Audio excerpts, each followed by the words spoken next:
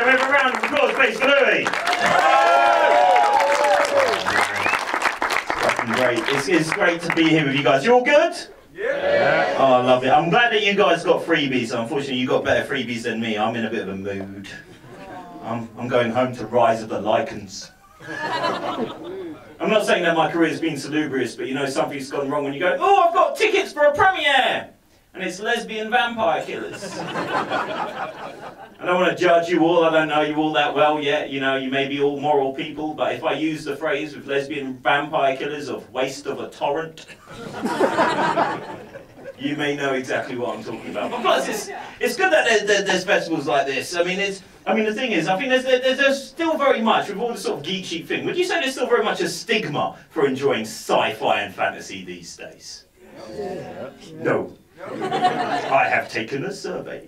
I just like the fact that you all cheered on that one and you all made your noises respectively, because normally when I do these gigs, you know, you have the uber geek who'll just respond in, you know, binary, either yes, no. You know, and... So Davey Boy, I swear, check it out, that is a real true story, right? So that's what this fine isle brings forth. That's what we have, right? And so Rob got me down, I was doing these gigs, and it was great. But I wanted to get more, I wanted to do my research. So I'll be reading the books, and really go out, read some wrestling autobiographies. The best one for comedy, Hulk Hogan, My Life Story. Amazing, just fantastic. I actually had it in my bag if I needed a prop later on. I could show you, it's awesome, right? So I'm reading this book, right? I'm doing the research, because I'm one of these people. I'm the guy I was at school, right?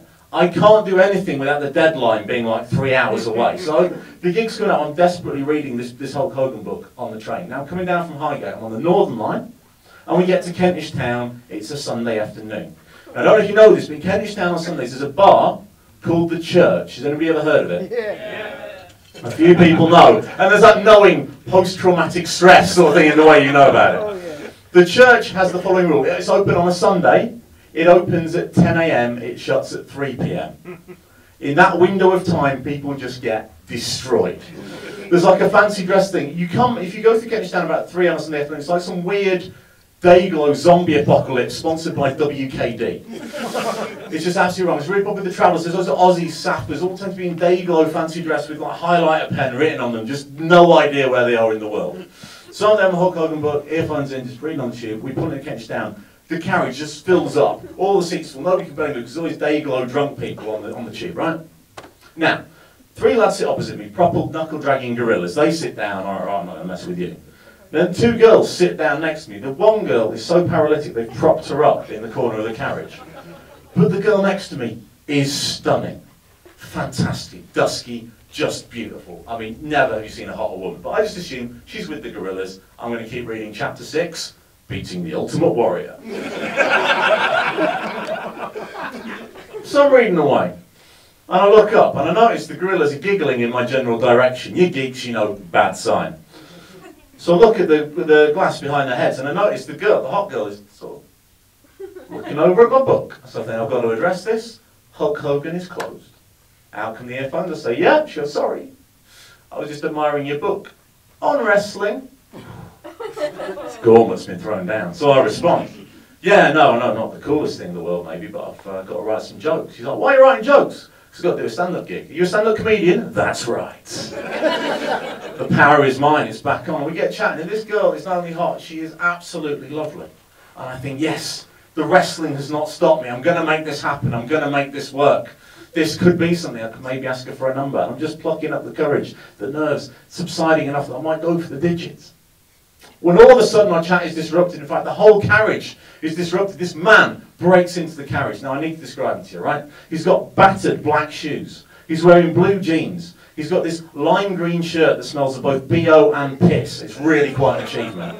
This horrid olive green anorak with a slash in the back. He's got Sideshow Bob hair going on, big beard and sort of gnarly fingernails. He looks like the lead singer of the Counting Crows, if you get that reference, right? So he's in the carriage and he's sort of holding himself like this as he comes in.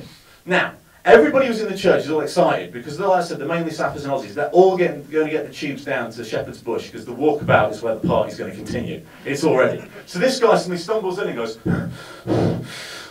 who's going to Shepherd's Bush? Immediately the whole place is like, who's going to actually vote for Gordon Brown? Everybody's going, not me, no, he's a big one joke. It's a Gordon Brown joke, it's fine. Anyway, move on. At no point think I'm voting Tory. I'm just feeling very apathetic about next week as well. There you go. By the way, do you really think he was a bigot? No, he's just speaking his mind. It's a beautiful thing. Bum? He was a fucking hypocrite. He was a fucking hypocrite. Yes!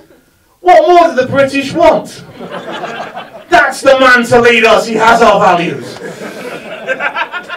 Anyway, back to where we were. So, this guy's going, oh, who's going to Shepherd's Bush? The whole carriage. No, we're not going. We're not going at all. No, no, no. And he's like, oh, must find people going to Shepherd's Bush. And goes out of the carriage. Everybody just finds this hilarious and breaks out, and it's like, oh, how weird was that guy? But drunk girl propped him in the corner is panicked. She's awoken to see Scary Saito Bob guy and is freaked out. So Hot Girl is now out of our conversation and calming her down. She comes down, we resume the conversation. Again, I go to get the number. All of a sudden, tube door comes open again. He's back in the carriage, his fists aloft and goes, we're all going to Shepherd's Bush. Now we weren't. We were southbound to Kennington. That's his first error. The second error is, like I said, he'd been stood like this before. The action of doing this revealed that his jeans lacked either button, zip, fly or belt. His pants have gone to angle, his fists in the air, everybody in the seat is now eye contact with tiny drugged up man's shriveled cock. This is a bad situation. We have just arrived at King's Cross. I swear, the entire carriage, the girl, the gorillas, everybody, the Dago people, flee for their lives into King's Cross. I have to get to the next stop for a gig, I'm running late. In the carriage now is the man still with his pants round his ankles, now looking confused. Me and two elderly Dutch tourists who have no idea what's going on and think this might be a greeting. The guy goes, where's everybody going? I thought we were going to Shepherd's Bush. You were with the women. And I'm like, oh God. And he starts coming at me like a cross between a zombie and a penguin. The fear is rising. Now what do? We arrive at Angel, and like my guardian angel, I manage to escape. Whoa.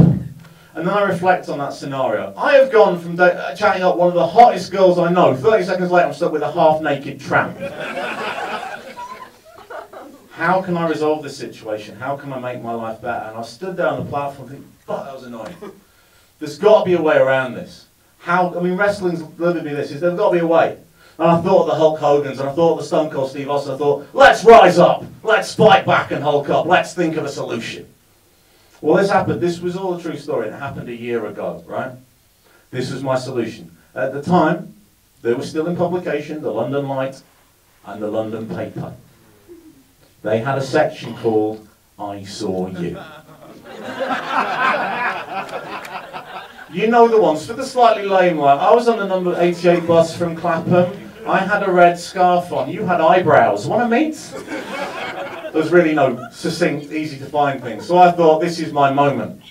And I wrote this. It got published. It appeared in the paper. She never called me, but I was proud on that commute home to watch people going through the red scarves of bus 88. I saw you on the district line, then they hit mine. This was published. I can send people the paper clippings. Here is my message. There's a 50-word limit, remember. You have to be succinct. Gorgeous post-production girl, Northern Line, Sunday. You'd been to the church, me writing wrestling jokes. Whoop. Good chat, but then a tramp exposed himself. Pint, Rick, W1T.